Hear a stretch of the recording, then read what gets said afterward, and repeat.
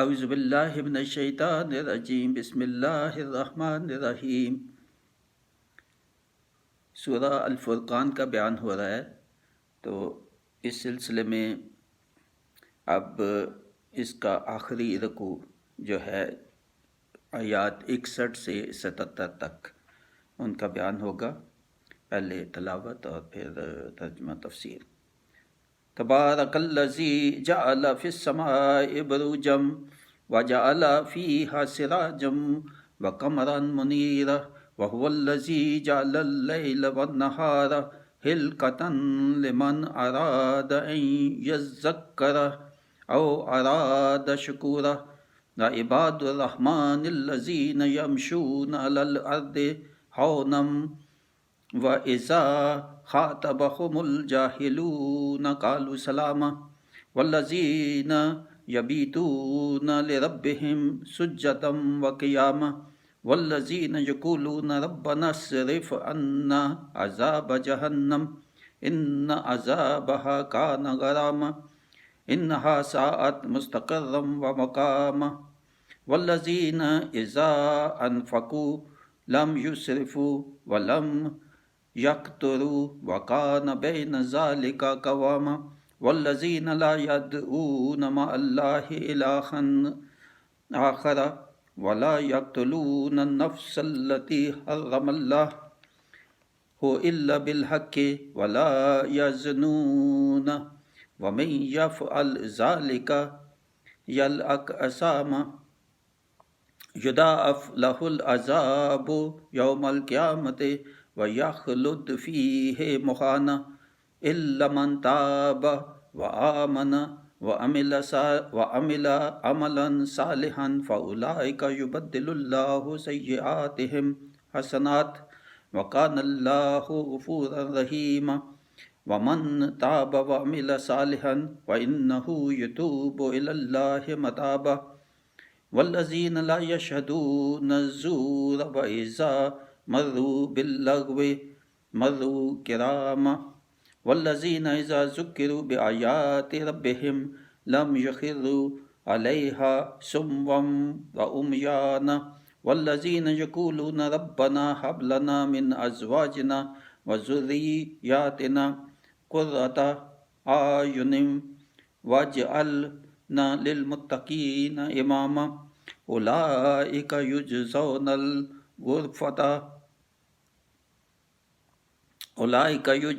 الغرفۃ بما صبروا ویلقون فیہا تحیۃ وسلاما خالدین فیہا حسنت مستقرا ومقاما قل ما یعبأ بکم ربی لولا دعاؤکم فقد کذبتم فسوف یکون لزاما۔ آمنت باللہ صدق اللہ العظیم۔ یہاں تلاوت ہوئی، اب انہی آیات کا ترجمہ۔ بڑی برکت والا ہے وہ جس نے آسمان میں برج بنائے اور ان میں چراغ رکھا اور چمکتا چاند، اور وہی ہے جس نے رات اور دن کی بدلی رکھی اس کے لیے جو دھیان کرنا چاہے یا شکر کا ارادہ کرے، اور رحمان کے وہ بندے کہ زمین پر آہستہ چلیں، اور جب جاہل ان سے بات کرتے ہیں تو کہتے ہیں بس سلام، اور وہ جو رات کاٹتے ہیں اپنے رب کے لیے سجدے اور قیام میں، اور وہ جو عرض کرتے ہیں اے ہمارے رب ہم سے پھیر دے جہنم کا عذاب، بے شک اس کا عذاب گلے کا پھندہ ہے، بے شک وہ بہت ہی بری ٹھہرنے کی جگہ ہے، اور وہ کہ جب خرچ کرتے ہیں نہ حد سے بڑھیں اور نہ تنگی کریں، اور ان دونوں کے بیچ اعتدال پر رہیں، اور وہ جو اللہ کے ساتھ کسی دوسروں کو معبود نہیں پوجتے، اور اس جان کو جس کی اللہ نے حرمت رکھی ناحق نہیں مارتے اور بدکاری نہیں کرتے، اور جو یہ کام کرے وہ سزا پائے گا، بڑھایا جائے گا اس پر عذاب قیامت کے دن، اور ہمیشہ اس میں ذلت سے رہے گا، مگر جو توبہ کرے اور ایمان لائے اور اچھا کام کرے تو ایسوں کی برائیوں کو اللہ بھلائیوں میں بدل دے گا، اور اللہ بخشنے والا مہربان ہے۔ اور جو توبہ کرے اور اچھا کام کرے تو وہ اللہ کی طرف رجوع لایا جیسی چاہیے تھی،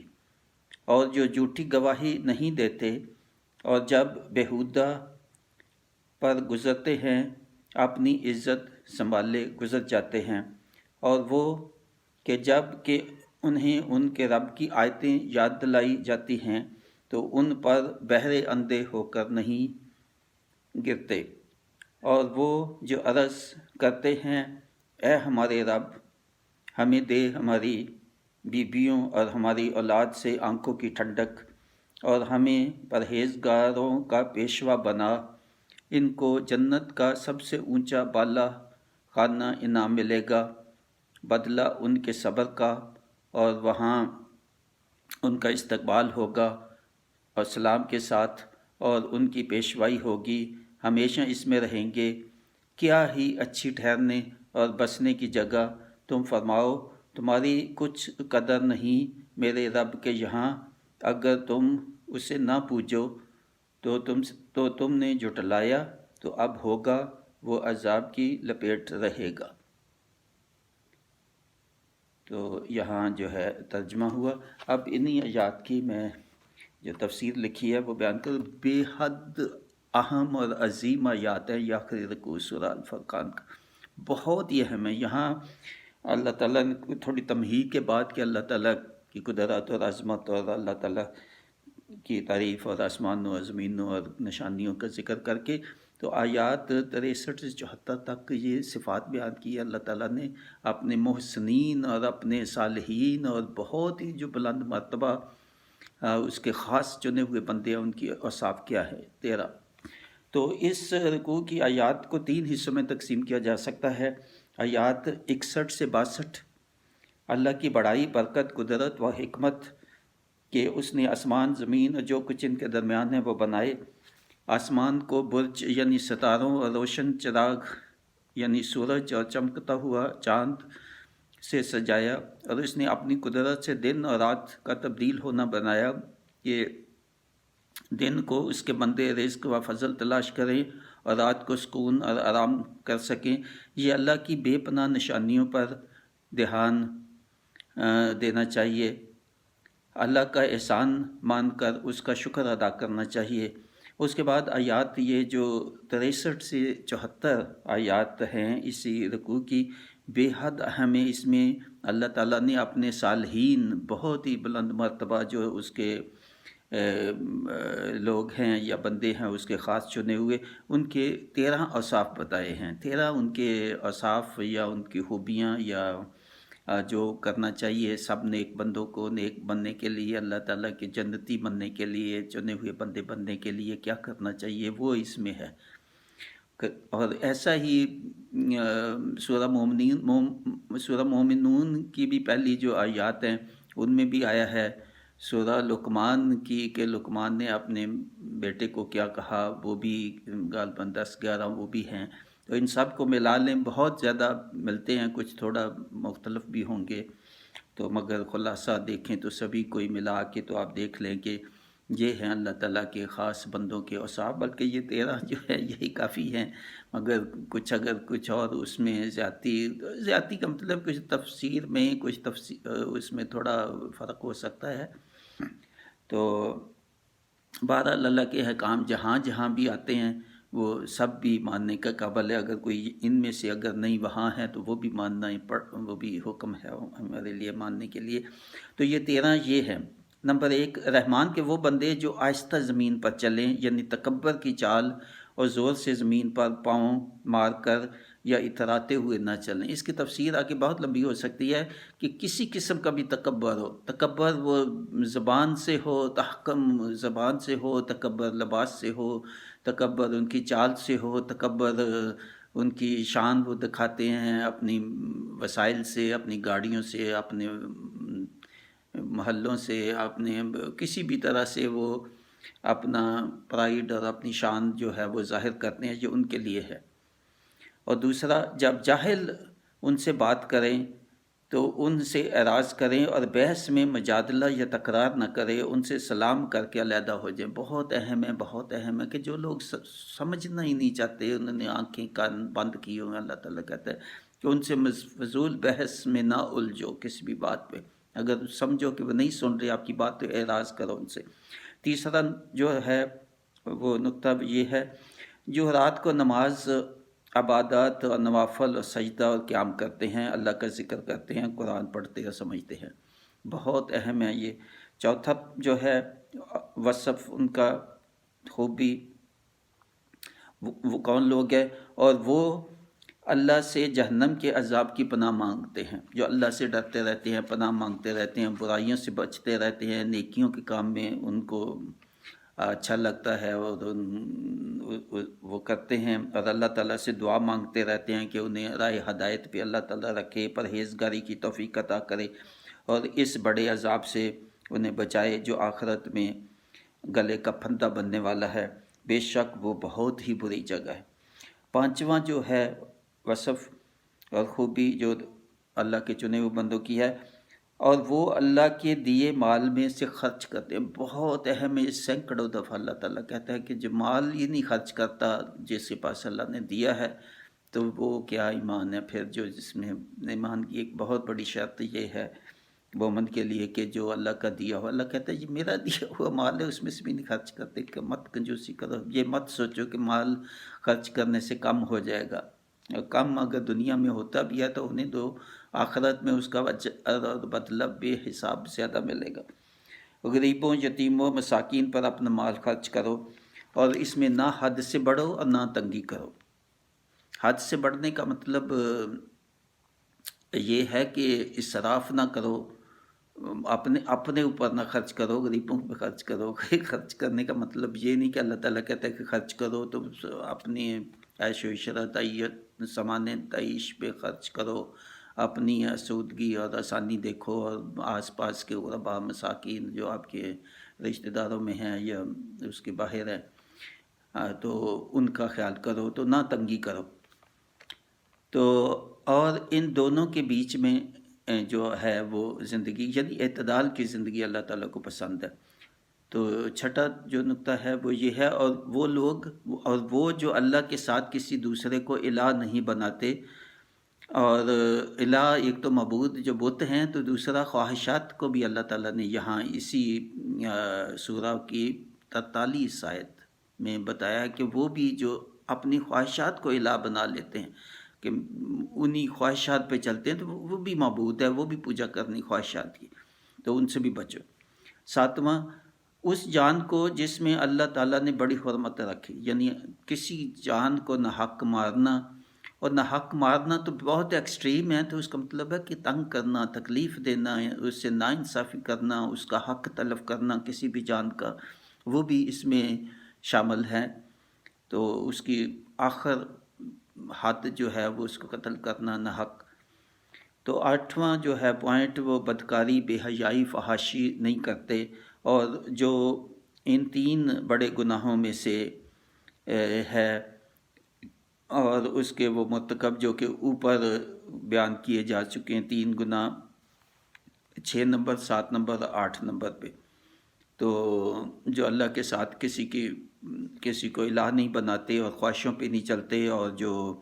کسی کو قتل نہیں کرتے، اور بے حیائی، فحاشی میں جو مبتلا ہوتے ہیں، تو یہ 3 بڑے گناہوں میں جو نہیں پڑتے، اور وہ ہیں اللہ کے جن کو اللہ تعالیٰ بہت انعام دے گا آخرت میں، بڑھا کے ان کے نیکیوں کو بڑھا دیا جائے گا، ان کے درجات کو بہت اونچا کر دے گا، اور جو ان تینوں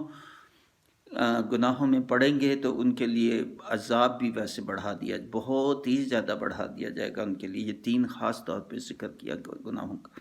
مگر وہ جو گناہ کے بعد توبہ کر لیں، مگر اس کے بعد بھی توبہ کا دروازہ کھلا ہے۔ دیکھیں کتنی اللہ تعالیٰ کی یہ رحیمی ہے، اور کتنا وہ غفور ہے کہ گناہ کرنے کے بعد بھی اس نے دروازہ توبہ کا رکھا ہے۔ یہ بڑی توبہ اللہ کی بے حد نعمت ہے۔ میں کہتا ہوں یہ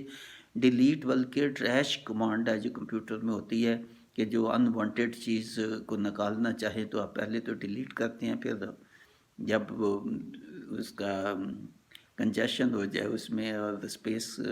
بھی خالی کرنے کے لیے، یعنی دل صاف کرنے کے لیے بھی ٹریش ہے، ٹریش یعنی دل سے بھی نکال دیں اس کو. تو یہ بڑی نعمت ہے اللہ تعالیٰ کی، اور اس کو ہر کسی کو چاہیے کہ احتساب پہلے کرے. میرا احتساب اور توبہ کا مضمون الگ سے اپڈیٹ ہے یوٹیوب چینل میں، تو اس پہ آپ تفصیل سے دیکھ سکتے ہیں کہ توبہ کیسے کرنی چاہیے، کیا شرائط ہے توبہ کی. اور اچھا کام کرے گا تو ایسوں کی برائیاں بلائیوں میں بدل جائے گا. کتنی نعمت ہے اللہ تعالیٰ کی جو توبہ کر کے، توبہ کا مطلب ہے ریپینٹنس ڈے، بہت گڑ گڑائیں راتوں کو جاگ کے رو رو کے اللہ تعالیٰ جیسے بچے ماں باپ سے مانگتے ہیں رو رو کے،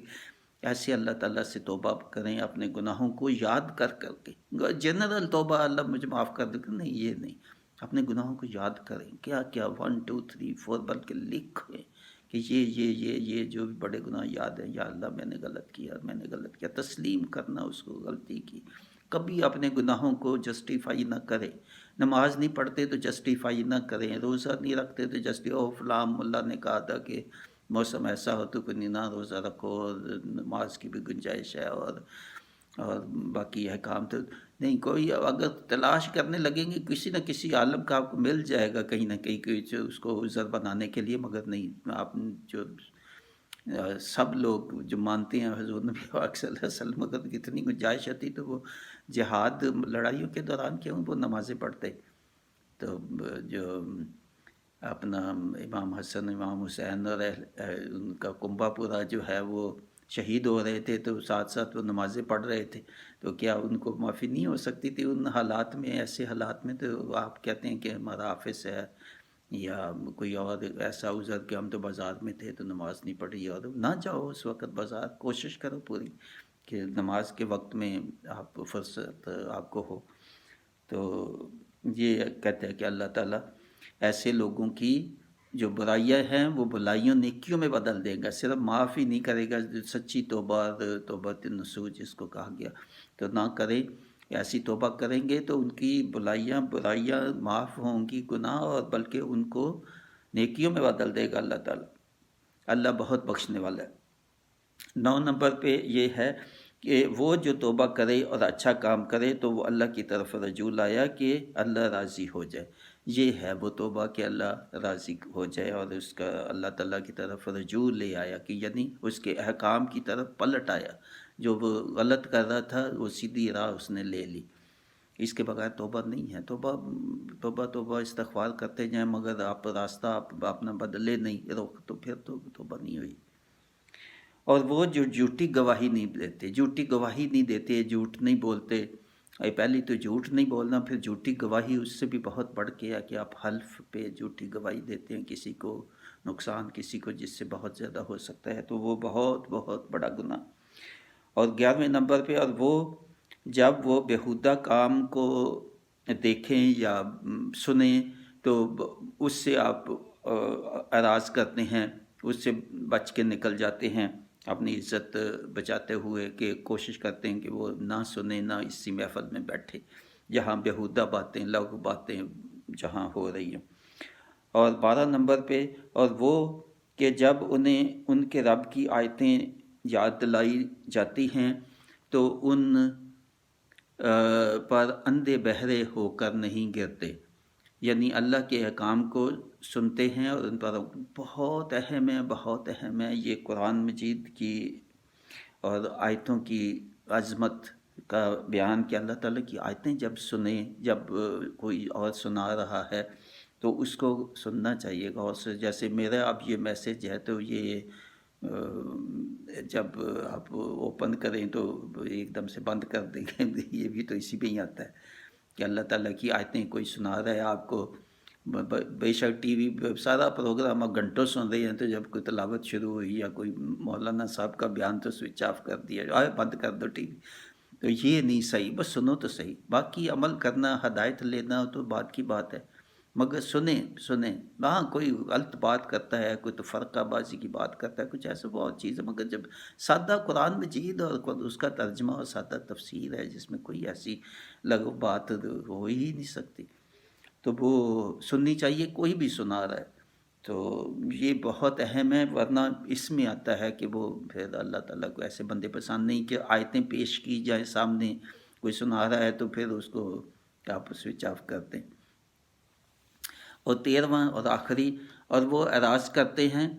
اور دعا مانگتے ہیں کہ اے ہمارے رب، اور وہ عرض کرتے ہیں، اور وہ عرض کرتے ہیں اللہ تعالیٰ سے کہ اے اللہ، ہم تم سے دعا مانگتے ہیں کہ ہمیں دے ہماری بیویوں سے اور ہماری اولاد سے ہماری آنکھوں کی ٹھنڈک، اور ہمیں پرہیزگاروں کا پیشوا اور امام بنا، یعنی اولاد اور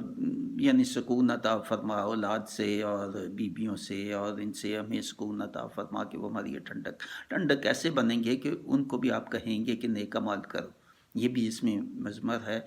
کہ اپنی اولاد کو، اپنی فیملی کو یہ فرض ہے، اور جگہوں پہ بھی بہت آتا ہے کہ اپنی اولاد کو، اپنی فیملی کو، جس میں بیگم بھی شامل ہے، اور بیگم اولاد کو بھی کہے کہ ان کو دوزخ کی آگ سے بچائے۔ یہ اور جگہوں پہ آیات بڑی سخت آتی ہیں کہ یہ آپ کو فرض ہے کہ اپنی فیملی کو، اپنے کنبے کو دوزخ کی آگ سے بچائیں، اور یہی ہے کہ اللہ تعالیٰ سے دعا، یہ جو کہا جاتا ہے کہ اللہ تعالیٰ جو ہے ہمارے فیملی والوں کو، بیویوں اولادوں کو ہماری آنکھوں کی ٹھنڈک کا مطلب یہ ہے کہ ان کو سیدھے راستے پہ اللہ لے آئے۔ یہ بہت اہم ہے، یہ دعا مانگنی اپنے اولاد کے لیے، والدین کو، اور اولاد کو بھی چاہیے کہ اس پہ بہت عمل کریں تاکہ وہ اپنے والدین کے لیے صدقہ جاریہ بنے۔ اور پرہیزگاروں کا امام، پرہیزگار نہیں بناؤ بلکہ پرہیزگاروں کا بھی امام بناؤ، ان کا بھی پیشوا بناؤ کہ ان کے لیے مثال ہوں، ہم ان کے لیے اگلو آنے والوں کے لیے صدقہ جاریہ ہوں، اپنے آئندہ جو نسلیں ہیں ان کے لیے، اور ان کا پیشوا بنا کہ جب بھی ہم پیش ہوں تمہارے حضور تو ہمارا کنبہ ہمارے پیچھے ہمارے وہ بھی جنت میں ہوں۔ تو یہ آیات، اس کے بعد آیات آخری دو جو ہیں 75 77، یہ بھی بہت بہت اہم ہیں، اسی تسلسل میں ہی ہے یہ تو گنوا دیں۔ تو اب یہ جو صالحین جن کا اوپر ذکر ہوا ہے، ان کے لیے اللہ تعالیٰ کی کیا نعمتیں، کیا ان کے لیے جنتیں ہیں۔ ان صالحین کا جن کا اوپر بیان ہوا ہے، اللہ تعالیٰ ان کو سب سے اونچے بالا خانے انعام میں دے گا، یعنی سب سے اونچے ان کے مقام، بدلہ ان کے صبر کا، انہوں نے صبر کیا، انہوں نے جب بھی مصیبتیں آئیں، مشکلات آئیں، اور شکر کیا اللہ تعالیٰ کا، ناشکری نہیں کی، اور صبر سے جو ہے نا، جیسے نبی پاک صلی اللہ علیہ وسلم کے کتنی زیادتیاں، کتنی ظلم، ان کے صحابہ کو جلتے کوئلوں پہ لٹایا گیا کہ ایمان چھوڑ دیں، ان پہ جسمانی سختیاں کی گئی مگر نہیں، مر مٹے، قتل ہو گئے، مگر انہوں نے ایمان کو نہیں چھوڑا۔ یہ ہے صبر، اصل میں وہ صبر، ہمارا صبر تو ہم تو گرمی سردی بھی ہم برداشت نہیں کرتے، پنکھے ہوں تو ہمارے لیے ہمیں اے سی چاہیے، اے سی ہوں تو پھر سینٹرل اے سی چاہیے، اور پھر ہو تو سارے گھر میں چاہیے، بے شک ایک کمرہ استعمال کر رہے ہیں تو سردی آ جائے تو ہمارا ہیٹر کے بغیر گزارا نہیں ہوتا۔ ہاں جہاں بہت ضروری ہے وہاں تو ہے، مائنس ٹیمپریچر ہو تو پھر ٹھیک ہے، پھر بھی گزارا تو ہوتا ہے، مگر چلو کوئی گنجائش بنتی ہے۔ مگر نارمل اگر آپ کا 35 ڈگری ہے ٹیمپریچر، جس کو اندر وہ بھی 5 ڈگری اور کم ہوتا ہے، تو پھر بھی ہم اے سی کے بغیر نہ گزارا کر سکیں، اور دیکھیں ان کی طرف جو باہر اوپن آپ کے پڑوس میں ہوں گے بہت لوگ جن کے پاس لباس بھی پورا نہیں ہوتا سردیوں میں، اور گرمیوں میں دھوپ میں کام کرتے ہیں، پتھر، ریت اور سریا اٹھاتے اور کام کرتے، تو کم از کم یہ انسان سوچ لے۔ اور ایسے لوگوں کا صبر کا یہ ان کا نتیجہ ہوگا، انعام ہوگا، اور ان کا استقبال ہوگا، ان کو جنت نہیں، جنت سے پہلے ان کا خاص اہتمام ہوگا استقبال کا۔ اللہ ان پر سلام کر، اللہ تعالیٰ ایسے لوگوں پر سلام کرے گا۔ دیکھیں ہم یہاں اللہ پہ سلام کرتے ہیں، نبی پاک صلی اللہ علیہ وسلم پہ سلام کرتے ہیں، تو اللہ ان لوگوں پہ سلامتی بھیجے گا، وہاں اللہ کہے گا اہلاً و سہلاً، آؤ میرے خاص بندو، اور ان کا مقام بہت اونچا ہوگا جہاں وہ ہمیشہ رہیں گے۔ یہ کیا ہی اچھا ٹھکانے اور بسنے کی جگہ ہے۔ سبحان اللہ، سبحان اللہ تعالیٰ، بہت بہت اللہ تعالیٰ سے دعا ہے کہ ایسے بندوں میں اللہ تعالیٰ مجھے بھی کر، میری اولاد کو، جو بھی سننے والے ہیں سب کو توفیق دے کہ یہ کام کریں، یہ جو 13 ہیں ان بندوں میں ہمارا نام ہو۔ پوری کوشش اللہ تعالیٰ سے توفیق مانگنی چاہیے۔ اے نبی صلی اللہ علیہ وسلم فرماؤ کہ ان لوگوں کی کچھ قدر نہیں ہوگی میرے رب کے ہاں جو اس کی نافرمانی کریں گے، اس کے برعکس جو نافرمانی کریں گے ان کی کوئی قدر نہیں ہے، کہ ذلت ہی ذلت ان کے لیے ہے، اور ان کو منہ کے بال زنجیریں پہنا کے گھسیٹا جائے گا، جہنم میں پھینک دیا جائے گا۔ اس کے علاوہ یہ اس کے ساتھ اور الہ بنا لیں، جنہوں نے نافرمانیاں کی اور الہ بنا لیا معبودوں کو یا اپنی خواہشات کو الہ بنا لیا، یا وہ اللہ کے حکام کو چھوڑ کر اپنی خواہشات کو معبود بنا لے، ایسے لوگوں کے لیے سخت عذاب ہوگا جس میں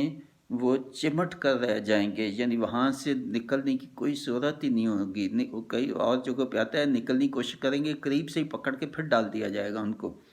اور وہ چلائیں گے کہ ہمیں موت آ جائے۔ اللہ تعالیٰ کہتا ہے ایک نہیں، ابھی آپ کو بہت موتیں آئیں گی، کہ زندہ بھی ہوں گے موت پھر آ جائے گی، پھر آ جائے گی، پھر آ جائے گی، ہمیشہ کے لیے آپ کی موت ہی ہے۔ یہاں موت نہیں ہے، زندگی ہے، مگر موت سے بھی بدتر زندگی جو ہے یہ آپ کی ہے۔ یہاں آپ ہمیشہ رہیں گے، کتنا چلاؤ، کچھ کہو، کچھ کہیں گے، کاش میرا اسی سورہ میں ہے کہ میرا دوست اتنا وہ برا دوست تھا، اس نے مجھے غلط راہ پہ ڈالا، کاش میں نے اس سے دوستی نہ کی ہوتی، کاش میں نے رسول کے حکام ماننے ہوتے، کاش میں سیدھے راستے پہ چل پڑتا، کاش میں ایمان لے آتا، کاش میں لوگوں پہ ظلم نہ کرتا، کاش کاش کاش، جو بھی گناہ کیے، ہائے میری خرابی، ہائے میری بربادی، چلائیں گے وہاں پہ۔ اسی سورہ میں ہے اور بھی بہت جگہوں پہ ہے۔ تو یہ بہت پڑھنے والے ہیں، یہ جو آخری اس کا خاص طور پہ پوری سورہ ہی سورہ الفرقان، اور آخری یہ جو رکوع ہے، یہ کم از کم زیادہ نہیں تو ہفتے میں ایک دفعہ تو ضرور کوشش کریں اس کو پڑھنے کی اور سننے کی۔ تو اللہ تعالیٰ مجھے، میری اولاد کو، آپ کو، سب سننے والوں کو توفیق دے، جو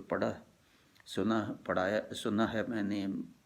اور پڑھا ہے تو وہ عمل کرنے کی اس پہ توفیق عطا فرمائے۔ وما علینا الا البلاغ۔ انجینئر مبشر محمود شاہ۔